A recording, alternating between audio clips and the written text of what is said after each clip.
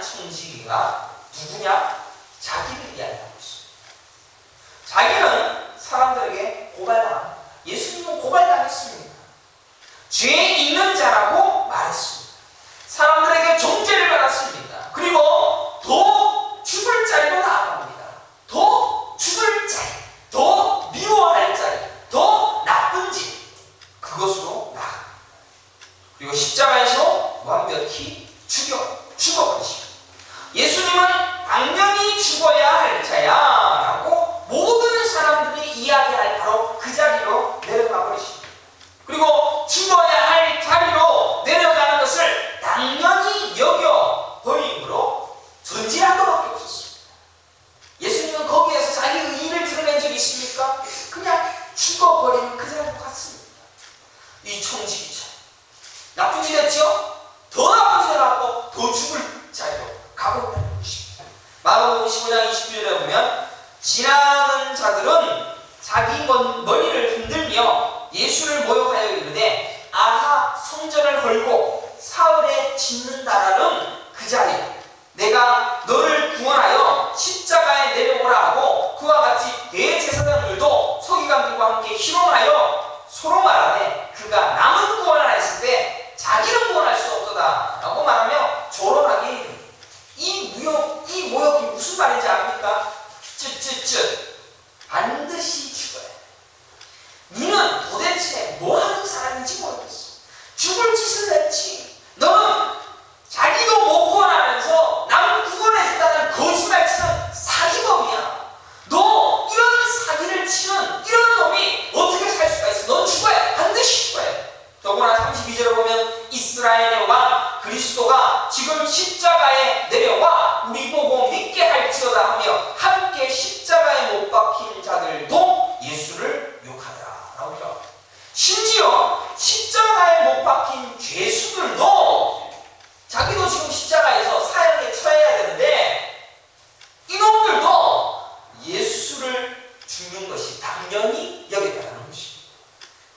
사랑하는 성도 여러분, 예수님께서는 자기가 의인으로 죽는다는 것을 한 번도, 억울하게 죽는다는 것을 한 번도 드러낸 적이 없습니다. 난 죽어야 돼. 하나님의 명령이 있으니까 그냥 거기에서 죽어야 되는 것으로 보여지게 하실 뿐입니다. 의인으로 죽는다는 것을 굳이 밝히시지 아니하시고 당연히 죽어야 할 자로 낙인 찍히기를 원하셨다는 것입니다. 여기에서 우리가 얼마나 예수님을 오해하고 있는지 깨달아야 됩니다. 예수님은 본의 아니게 죽은 것이 아닙니다. 죽을 짓을 골라서 하셨습니다. 전부 다 돌로 때려서 죽일 만큼의 분노를 일으키면서 자기가 그 길로 가셨습니다. 남들이 다 죽일 수 있도록 같이 십자가에서 죽는 놈보다도 더 나쁜 놈이라는 욕을 들어먹을 그 자리로 내려가시어서 십자가에서 못 박혀 죽었습니다. 나보다 더 죽어야 될 놈이야 라는 그 결론의 자리에 올라가셔서 십자가에 죽으셨다는 것입니다. 아무도 예수님은 죄 없이 죽으셨어? 아닙니다. 마땅한 죄를 지었어. 마땅히 십자가에서 죽어야 해. 마땅히 죽고 또 죽여서 말기 뜯어 놓아야 할 자로 인정받아서 올라간 것입니다. 그들의 분노 앞에서 반드시 죽어야 하는 당연히 죄값 받고 죽을 자로 인정받은 자로서 십자가에 죽으셨다는 것입니다. 기독교의 정신이 이것입니다. 누가복음 23장 23절에 그들이 큰 소리로 재촉하여 십자가에 못 박기를 구하니 그들의 소리가 이깁니다. 그들의 소리가 이겼습니다. 왜 이겼을까요? 지금 누가 누구를 죽인다라고 표현하냐면 빌라도를 이겼습니다. 빌라도가 어떤 사람이냐면 빌라도는 26년부터 36년까지 유대를 통치했던 로마 총독이었습니다. 로마 총독이 식민지 유대인들이 전부 다 저 예수 죽여야 됩니다. 그러면 로마의 총독에게 당연히 죽일 사람이라고 이야기를 하니까 지배자이고 로마인이고 총독인 빌라도가 못 이기겠어. 진짜 못했어. 그 고발은 예수를 진짜 죽일 자, 진짜 죽일 자, 진짜 당연히 죽어야 할 자로 그 소리가 빌라도 총독을 이길 정도였다라는 것을 기록하고 있습니다. 예수님이 옳지 않은 청지기에 대해서 말합니다.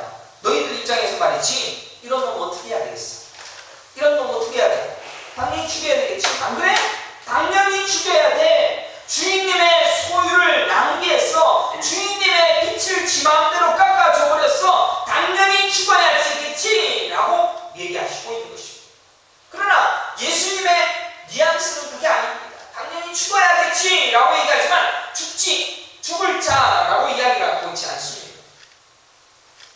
그리고 불의의 제물로 친구를 삼고 죄 가운데서 여전히 죄로 친구도 사귀어라 라고 말하고 있습니다. 그러면 네 재물이 없을 때에는 너희를 영접해 줄 거니까, 너희들의 일을 도와줄 거니까, 지극히 작은 것에 충성된 자는 큰 것에도 충성되고, 지극히 작은 것에 불의한 자는 큰 것에도 불의하고, 다 죄덩어리가 될 것이고, 다 죄고 그냥 불의한 자로 친구도 사귀어버리는 그 죄의 밑바닥에서 그냥 살아버려. 그 일해 라고 말하고 있다는 것입니다. 그래서 나도 너희들 눈앞에서 그렇게 죄 있는 것처럼 죽은 바로 그런 모습으로 나도 죽어버리는 거야. 너도 죄인이고 나도 죄인이고, 너희들은 판단으로 나를 죽이지만 너희들도 죄 있는 놈이야 라는 것을 가르쳐 주고 있다는 것입니다. 그런 얘기 쭉 하시다가 13절에 집 반대이다. 하나님과 재물을 겸하여 절대로 섬길 수 없다 라고 말씀하시며, 여태껏 재물을 가지고 쓰고 불의하게라도 친구를 사귀고 그렇게 해서 자기 미래를 준비하고 불의한 재물을 써서 사기를 치고 주인의 것을 정말 낭비해버리는 이러한 모든 것들을 다 해놓고 그런 거 하고도 칭찬받는다라고 얘기해놓고는 절대로 하나님과 재물을 겸하여서는 안 된다라고 거듭 강조해야 됩니다. 니들 판단에도 내가 죽을 죄를 지었다고 말할 것이, 그리고 불에 기름을 붓듯이 너희들을 교통할 집만 골라서 하다가 나는 니들 손에 죽을 거야. 그리고 그 집 함으로 죽어버리고 그들 앞에서 난 하나님의 칭찬을 듣고 지혜롭다는 하나님의 은혜와 긍휼을 그냥 입어버릴 거야 라고 말씀하고 있다는 것입니다. 하나님만 섬길 것입니다. 재물을 쓰고 재물로 불의의 재물로 친구를 사귀고 그럼에도 불구하고 나는 재물을 섬기는 것이 아니라 하나님만 섬길 거니까, 그럼에도 너희들은 그렇게 할 수밖에 없지 않니? 그리고 나는 그렇게 해서 너희들과 함께 죽지 않니? 라는 것을 보여주고 있다는 것입니다. 이해가 힘듭니다. 뭔 말인지 도무지 이해가 안 돼요. 그러면 예수님은 절대로 이 땅에서 칭찬 들으러 오신 분이 아니다라는 사실을 다시 한 번 더 여러분에게 말씀드립니다. 예수님은 뭐 때문에 이 땅에 내려오셨습니까? 십자가에서 죽기 위하여서 오셨습니다. 십자가에서 죽기 위하여서 죽기를 작정하시고 오셨다면 칭찬하는 놈이 한 명이라도 있으면 됩니까? 안 됩니다. 안 됩니다. 더 죄악을 내요. 더 그들이 판단하는 판단의 기준에 못 미치는 짓을 자꾸 해줘요. 그런데 예수님이 그거 할 수 있는 분입니까? 못하는 분입니다. 그러나 예수님은 그것을 하려고 내려가 죽을 짓만 신성모독의 죄를 자꾸 짓습니다. 본문의 청지기처럼 예수님은 이 나쁜 청지기처럼 사람들이 실망하고 잘못되었다라고 비판하는 바로 그 자리로 내려가시기로 작정하시고 이 땅에 오셨습니다. 그리고 실제로 그렇게 오해가 아닌 진짜로 죄인이 되셔서 십자가에 못 박혀 죽어버리십니다. 한 명도 빠짐없이 전부 다 죄인으로 납인 지켜버리는 완벽한 사기극을 펼치어서 죽어버렸다는 것입니다. 그리고 그것은 하나님 앞에 칭찬받을 것이며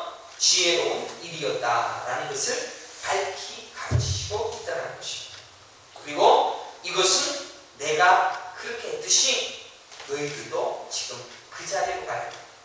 죄의 자리. 아까 오장로님이 기도했던 것처럼 똥의 자리. 나는 죄인입니다. 여러분들 죄를 안 지었다라고 해서 나는 죄 안 지었다라고 해서 나는 괜찮습니다라는 것이 아니라 죄 안 지어도 죄 지었다. 죄 마음이 치였어도 죄 지었다. 나는 여전히 죄덩어리다. 그것을 인정하여 죽는 그 길로 가야만 하는 거야 라는 것을 가르치신다라는 것입니다. 나처럼. 여기까지 이해가 안 되시겠어요? 저도 이해가 잘 안 돼요. 어떻게 이해가 돼요? 그러면 이 사건이 한 번 더 나오는 사건이 있습니다. 유다와 다말 사건입니다. 유다와 다말 사건을 여러분들 들었을 것입니다. 예수님을 태어나게 하시기 위하여서 하나님이 어떤 일을 하셨는가라는 것을 한번 살펴봅시다. 결론적으로 다말이라는 여자가 창녀가 되어져 버립니다. 창세기 38장에 보면 유다의 아들들의 이름이 세 명이 나옵니다. 엘, 오난, 셀라, 이 세 사람입니다. 엘이라는 애가 첫 번째 아들이고 두 번째가 오난이고 세 번째가 셀라입니다. 엘이 다말이라는 여자와 결혼을 했습니다. 결혼을 했는데 이 엘이 죽어버립니다.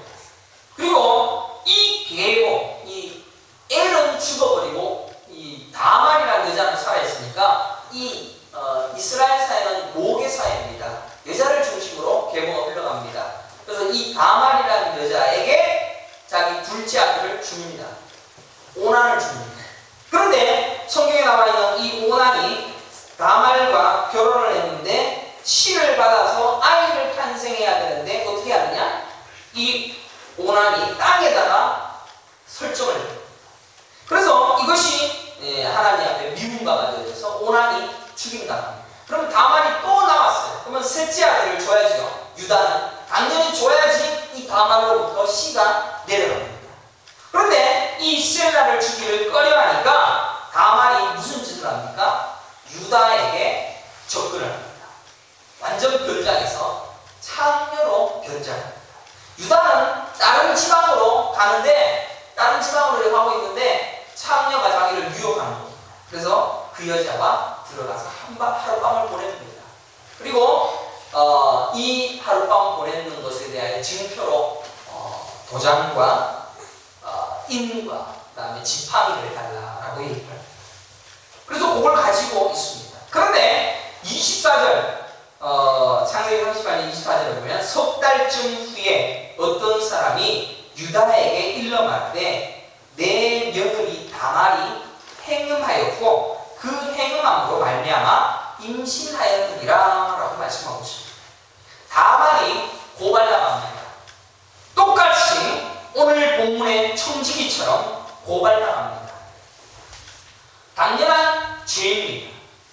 그리고 다말은 죽임을 당할 죄로 모든 사람들한테 질질 끌려나갔습니다. 그리고 바로 가늠한 그것으로 인하여 사형에 처할 바로 그 자리에 다말이라는 여자가 서 있게 됩니다. 그리고 그 자리로 내려간 다말을 통하여서 하나님은 예수의 씨앗을 탄생시켜 버립니다. 성경에 이런 이야기를 기록하고 있으니까 다른 자유주의 신학자들도 신학, 기독교를 지저분한 종교다라고 이야기를 해버립니다. 그런데 굳이 그것을 기록하고 있다는 것입니다. 불의의 재물로 친구를 사귀어요. 돈을 쓰라라는 이야기가 아닙니다. 죄 가운데 뒹굴어 버리라라는 이야기입니다. 잘 이해하셔야 됩니다. 죄 가운데 그냥 뒹굴어 버리라는 것입니다. 다말이 창녀지 그때 당시에도 죄의 모습이었습니다. 그래서 창녀지라면 돈에 쳐 죽여버렸습니다. 이 아이가 누구야? 너 뱃속에 있는 아이가 누구야? 그러니까 주인을 알 수가 없으면 죽여버렸습니다. 죄 지은 자예요. 죄 가운데 뒹굴어버리라는 것입니다. 25절에 보면 스스로 창녀짓을 해서 유다와 관계를 맺고 생긴